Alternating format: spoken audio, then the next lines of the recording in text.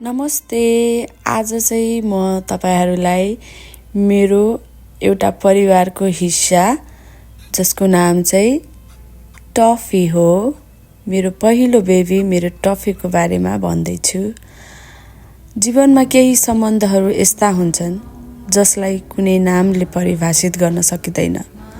रगतको नाता हुँदैन, भाषा मिल्दैन, शब्दहरू पनि हुँदैनन्, तर पनि ती सम्बन्धहरू मुटुको सबैभन्दा गहिरो कुनामा बसेको हुन्छ। मेरो लागि यस्तै सम्बन्ध मेरो फर बेबी, मेरो टफीसँगको सम्बन्ध हो। आज पनि मलाई त्यो दिन हिजो जस्तै सम्झना छ जुन दिन मैले पहिलो पटक टफीलाई आफ्नो हातमा उठाएको थिएँ। ऊ यति सानो थियो कि मेरो एउटा हातमै अट्यो। 2 हप्ताको पनि भएको थिएन। त्यो सानो न्यानो शरीरलाई छातीमा टाँसेर राख्दा मेरो मनमा कस्तो भावना आएको थियो त्यो आजसम्म शब्दमा बयान गर्न सक्दिनँ। मलाई लाग्यो यो अब मेरै बच्चा हो। अझ विशेष कुरा त के थियो भने मैले टफीलाई मेरो जीवनको एउटा विशेष समयमा घर ल्याएको थिएँ। त्यो दिन मेरो लागि एउटा नयाँ अध्यायको सुरुवात थियो र त्यही दिनदेखि टफी पनि मेरो जीवनको अभिन्न हिस्सा बन्यो। टफीलाई धेरै ध्यान चाहिन्छ। म जहाँ जान्छु ऊ त्यहीँ आउँछ। म भान्सामा जाँदा ऊ भान्सामा, म कोठामा जाँदा ऊ कोठामा, अनि बाथरुममा जाने कुरा त झन् छुट्टै छ। म बाथरुम जाँदा ऊ मलाई पछ्याउँदै आउँछ। कहिलेकाहीँ म उसलाई बाहिरै राखेर ढोका बन्द गर्छु, तर ऊ ढोका बाहिर बसेर मलाई कुरिरहन्छ। अझ कहिलेकाहीँ त सानो स्वरमा रुन पनि थाल्छ। त्यो रुवाई सुन्दा मेरो मन नै भक्कानिन्छ। लाग्छ उसले भनिरहेको छ मलाई एक्लै नछोड न।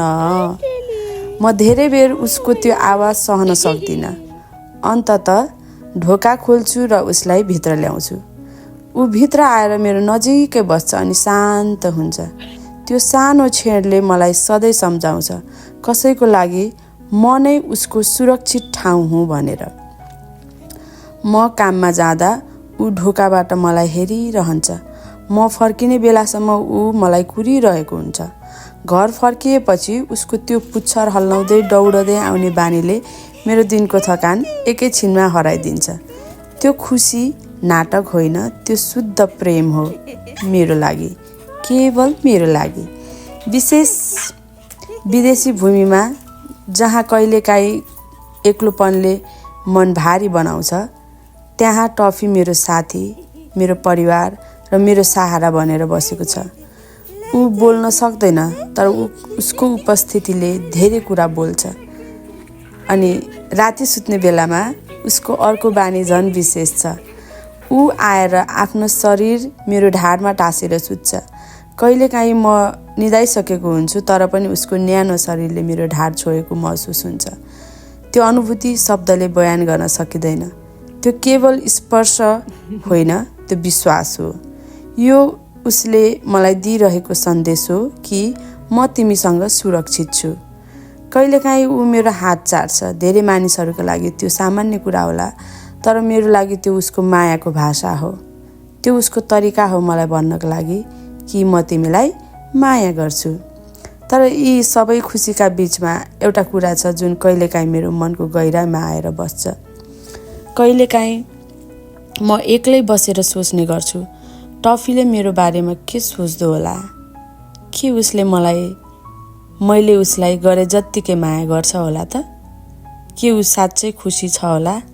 के मैले उसलाई पर्याप्त माया दिएकी छु होला? त्यसपछि मेरो मन फेरि उसको सानो उमेरतिर पुग्छ। ऊ अझै आमाको दुध खाने उमेरका थियो। उसले आफ्नै आमासँग पर्याप्त समय बिताउन पाएको थिएन।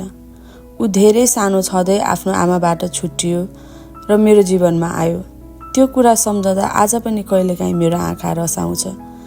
सायद आमाहरूले आफ्नो बच्चाहरूको लागि जे महसुस गर्छ, म पनि टफीको लागि त्यही महसुस गर्छु। म उसलाई स्वस्थ राख्न चाहन्छु। उसको राम्रो खानपान होस् भन्ने चाहन्छु।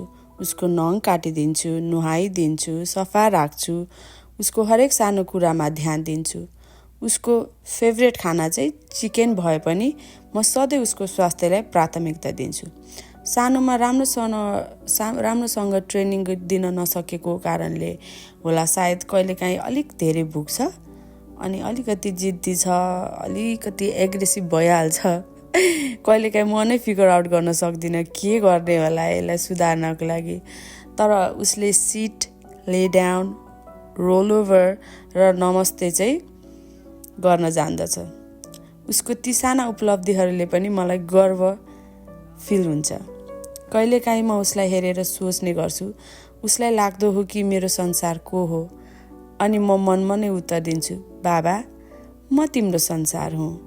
टफीले मलाई एउटा कुरा सिकाएको छ, साँचो प्रेमको लागि भाषा चाहिँदैन।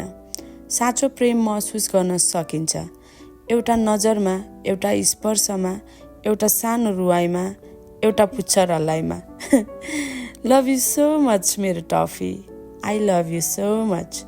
तिमी मेरो फर बेबी मात्र होइनौ, तिमी मेरो साथी हौ, तिमी मेरो परिवार हौ, तिमी मेरो सुख दुःखको सहयात्री हौ, र सबैभन्दा महत्त्वपूर्ण कुरा, तिमी मेरो पहिलो बेबी हौ। अन्त्यमा म सबै फर बेबीका अभिभावकहरूलाई एउटा प्रश्न सोध्न चाहन्छु, के तपाईहरूलाई पनि आफ्नो फर बेबीसँग यस्तै गहिरो भावनात्मक सम्बन्ध महसुस हुन्छ? के उनीहरू पनि तपाईँको पछि पछि बाथरुमसम्म आउँछन्? के उनीहरू पनि राति तपाईँसँग टाँसिएर सुत्छन्? के उनीहरूले पनि तपाईँको एक्लोपन हटाएर जीवनलाई अझ सुन्दर बनाएको छ? यदि छ भने कमेन्टमा आफ्नो अनुभव र आफ्नो फर बेबीको नाम अवश्य लेख्नुहोला। म साँच्चै तपाईँहरूको कथा पढ्न चाहन्छु। सायद हामी सबैले एउटै कुरा महसुस गरिरहेका छौँ होला, हाम्रा फर बेबीहरू केवल पाल्तु जनावर होइनन्, उनीहरू हाम्रो मुटुको एउटा अमूल्य टुक्रा हो भन्दै धन्यवाद। आजको टपिक म यही पूर्णविराम लाउन चाहे।